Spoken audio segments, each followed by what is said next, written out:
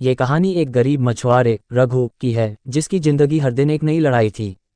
वह अपने छोटे से गांव में रहता था, जहां समुद्र ही उसका एकमात्र सहारा था। रघु बेहद मेहनती था, लेकिन उसकी मेहनत का फल अक्सर उसकी आंखों के सामने रेत की तरह फिसल जाता। उसकी नाव भी उसके संघर्ष की तरह टूटी फूटी थी, पुरानी, जर्जर और उसकी किस्मत जितनी ही कमजोर। मगर उसके दिल में कभी हार मानने का ख्याल नहीं आया, क्योंकि उसकी जिंदगी का मकसद था उसके परिवार का पेट भरना। रघु के घर में उसकी पत्नी सीमा और 2 मासूम बच्चे थे।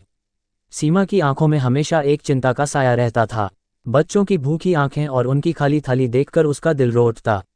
वह भी कभी कभी गांव के छोटे मोटे काम करके घर की मदद करती, लेकिन गरीबी की बेड़ियों ने उनके सपनों को जकड़ रखा था। बच्चों की शिक्षा का तो सवाल ही नहीं था, उनके लिए तो दिन में एक बार पेट भरने की लड़ाई ही सबसे बड़ी थी। हर सुबह रघु उम्मीद के साथ अपनी पुरानी नाव लेकर समुद्र की ओर बढ़ता। वह जानता था कि समुद्र उसे कभी कभी तोहफे देता और कई बार उसे निराश भी करता। लेकिन उस दिन जब मौसम बेकाबू हो गया और समुद्र उफनने लगा, गांव के सभी मछुआरों ने समुद्र में उतरने से इनकार कर दिया।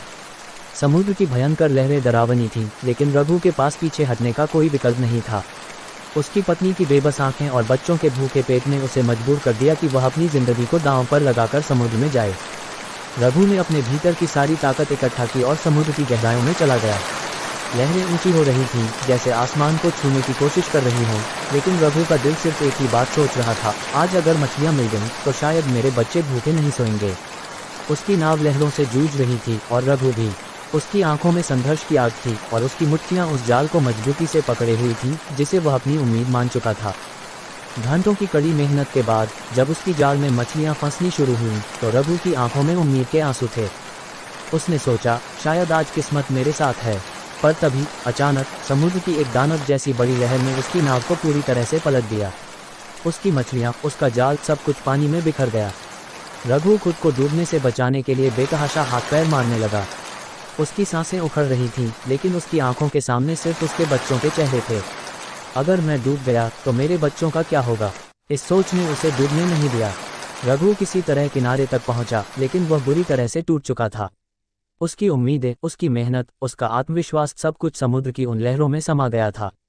किनारे पर बैठकर उसने अपने आंसुओं को रोकने की कोशिश की, लेकिन वे उसके चेहरे पर बहने लगे। उसका मन अंदर से चिल्ला रहा था, मैंने क्या गलत किया? मैं इतनी मेहनत करता हूँ, फिर भी किस्मत मुझसे क्यों इतनी बेरहमी से पेश आती है?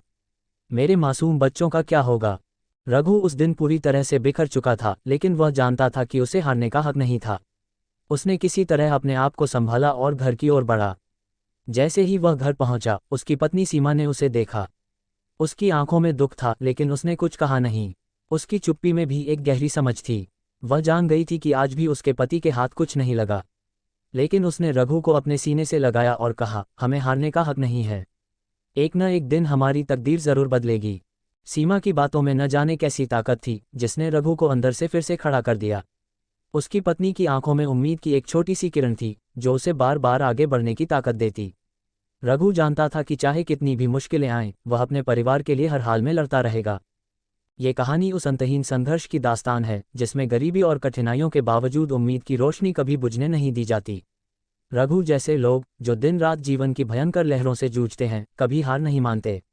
उनका संघर्ष, उनकी मेहनत और उनके दिल में बसी उम्मीद उन्हें बार बार उठने और फिर से लड़ने की प्रेरणा देती है। अगर आपको ये कहानी पसंद आई हो और आप और भी ऐसी ही प्रेरणादायक कहानियाँ सुनना चाहते हैं, तो कृपया मेरे चैनल हिंदी कहानियाँ को सब्सक्राइब करें।